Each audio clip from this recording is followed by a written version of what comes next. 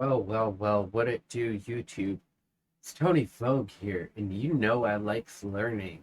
Well, today you're gonna learn about strange triangles that can make you lose your And mind. let's talk about diatoms today, It's from shall the we? Alright, so ocean, bud. diatoms are the third plankton We to make got its way onto chips, this channel, we got so welcome, strawberry come in, sit down. It's lemonade. so lovely to have you here. The first was technically jellyfish, because they are a type of plankton, and the second were the dinoflagellates. So it would actually be really good if you watched my dinoflagellate videos before you watched this one. You should watch the entirety of the first one, but you only have to watch the first 3.5 minutes of the second one. But to cover the most important stuff from those videos, for those who don't want to watch them, which is fine, I'm not hurt by that at all. Plankton are technically any organism that gets pushed around by currents and tides, and there are two types, zooplankton and phytoplankton. Phytoplankton are kinda like plants, except not really, and zooplankton are mostly just teeny tiny little animals. There are also these things called harmful algal blooms, or HABs, and it's when plankton bloom a lot, very quickly, and do a lot of harm, Damn. hence harmful algal blooms. So I usually begin my videos talking about the taxonomy Algae. of whatever organism I'm talking about, but when I Google Scholar the diatom taxonomy, it pulled up some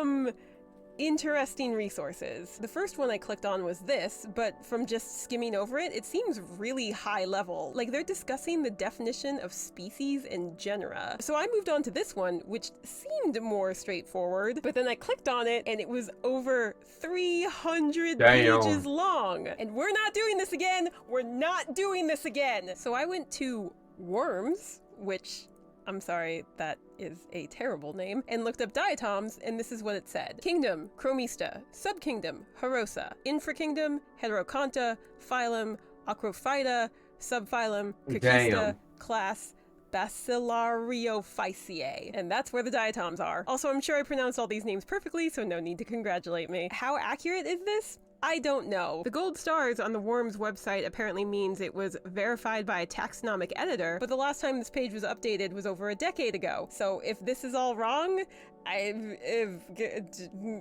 emoji. But again, the reason I have this section in my video is to tell you what the organism I'm talking about is related to. So assuming this is accurate, that puts diatoms in the same subphylum as this other kind of plankton, and in the same phylum as also other kinds of plankton, and also like kelp and algae, and they're in the same subkingdom as dinoflagellates. Is any of this helpful? The oldest fossils we found of diatoms date back to 190 million years ago, but then a molecular clock, which I never really understood what that was.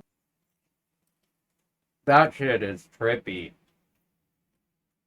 But it sounds really cool. It says that they probably showed up around 250 million years ago, so we'll just go with that, and that puts them at a little bit older than their dinoflagellate cousins, or second cousins thrice removed, or whatever. And also similar to dinoflagellates, diatoms are found all over the world, in saltwater, freshwater, ice, and dirt. Anyway, if you haven't noticed, diatoms are beautiful. Look at them. I mean, I still love my moon-shaped and long boy dinoflagellates, but like, right? They're stunning. They're made out of glass. Did you know that? No, I'm not kidding. I'm serious. Diatoms are completely encased in a shell made of silica, which is called a frustule.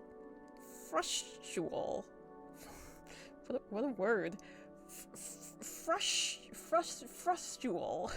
Diatoms are actually split into two different groups based on their frustules. There are pinnate diatoms, they tend to be longer and bilaterally symmetric, and centric diatoms, which tend to be rounder and radially symmetric. And it's estimated that every single species of diatom has its own unique frustule, which is like what? How many species is that? Dinoflagellates have about 2,500 known species, so you have like, oh, 200? That's it? I'm sorry? 200,000? You have 200,000 different species, and each one has its own unique frustule?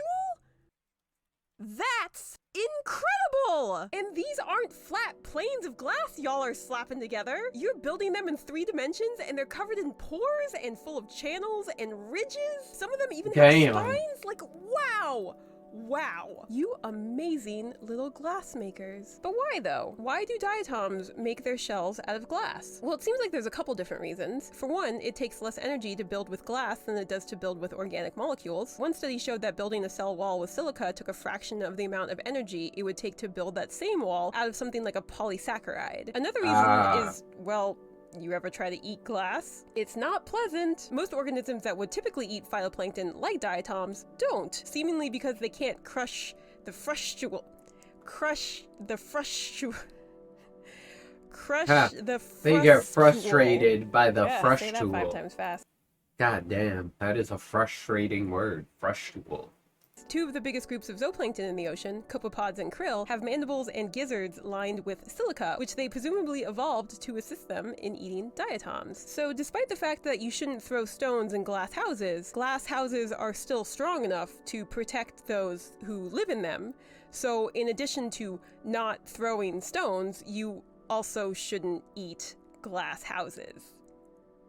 Nailed it. Also, it seems that the frustrule can sequester nutrients inside of it, which keeps those nutrients away from competitors, and when the diatom goes through cell division, each new diatom will essentially be created with a stockpile of stuff they need to survive. There are a few other reasons why we think diatoms have glass shells, but I can't really get into them because, to be honest, I didn't understand the papers that were explaining these reasons, but it seems to play a key role in buoyancy control by... It might help in protecting the diatom from UV radiation somehow, and it helps the diatom convert biocarbonate into carbon dioxide when they are in a low CO2 environment. It has something to do with the silica acting as a buffer and something carbonic anhydrase, something. Anyway, but due to many of these reasons, and probably others we haven't even discovered yet, diatoms have kind of become the dominant phytoplankton in the ocean. When the conditions are right for a massive algae bloom, diatoms easily outcompete all other phytoplankton, increasing their numbers by several orders of magnitude in just a few days. Go diatoms. Speaking of algae blooms, let's talk about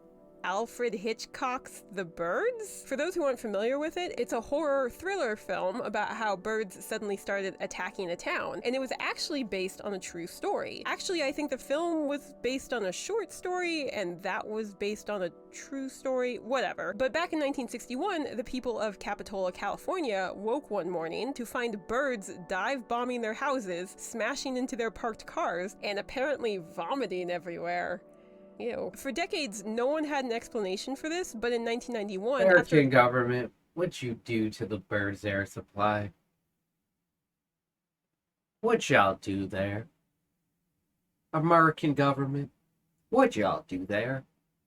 A similar event happened to a bunch of pelicans in the same area. Researchers discovered that a type of diatom, Pseudonychia, produced a neurotoxin called domoic acid. And in 2012, it was finally confirmed that the event that inspired the birds was indeed caused by diatoms. There was a hab of Pseudonychia, which were then eaten by zooplankton like krill, and then the krill were eaten by the birds. And then they went nuts. Domoic acid can also affect humans and results in what's called amnesic shellfish poisoning. And if you were a good student and did your homework, you know why the word shellfish is in there. But you can also get it from eating crabs or regular fish. Mild symptoms of amnesic shellfish poisoning include the usual stuff, nausea, vomiting, and diarrhea, but extreme cases can kind of make you lose your mind. You can hallucinate, become easily confused, permanently lose your short-term memory, get seizures, fall into a coma, and or die. Fortunately, it only seems like the Pseudonychia diatoms and one species of, I guess, regular Nichia diatoms produce domoic acid. All the other diatoms are much chiller and don't try to poison anybody, which is good because diatoms do a lot of good stuff for the world, and I wouldn't want their name to be besmirched by the weird toxin-producing black sheep of their family. So,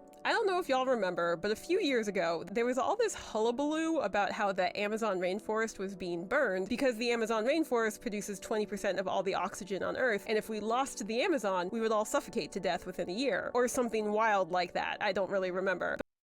Let's not lose the Amazon, guys. Seriously. But all that was wrong. I mean, besides the fact that we need to stop burning the Amazon, that was right, but everything else was wrong. All the plant matter on land only produces about 25% of the oxygen in the atmosphere, and the remaining 75% comes from phytoplankton. And of that 75%, 20 to 30% comes from diatoms alone. In actuality, if all the photosynthetic organisms disappeared off the face of the Earth tomorrow, we would still be fine oxygen-wise. Plants and phytoplankton have been dumping excess amounts of oxygen into the atmosphere for millions of years. So there's a whole reservoir of it up there. I mean, I say we'd be fine. In reality, everything on this planet would starve to death very quickly, but you get what I'm saying. Also, did you know that the reason the Amazon exists at all is because of diatoms?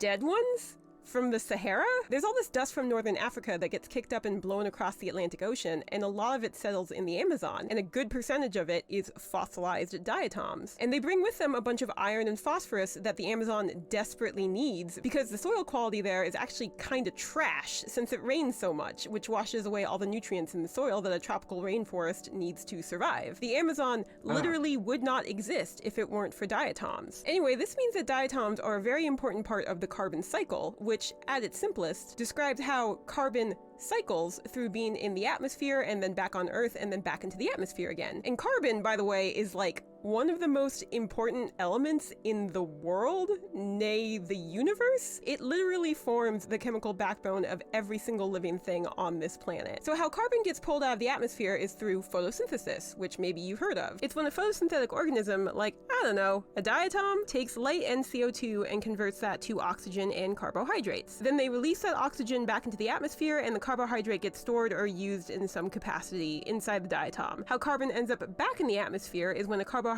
gets combined with oxygen, which converts it to CO2 and energy. This is either done through respiration or combustion. Now, contrary to its name, when I say respiration, I'm not talking about like the act of breathing. I'm talking about the massive multi-step cellular process that I had to memorize in college twice for some stupid reason, done by living organisms to extract energy from the carbohydrates they eat in their food. So if a diatom gets eaten by something like a copepod, respiration will break down all the carbs in the diatom and convert it to carbon dioxide and energy. The copepod will then use the energy to go do stuff while excreting the CO2 from its body. And then combustion is basically when stuff catches on fire.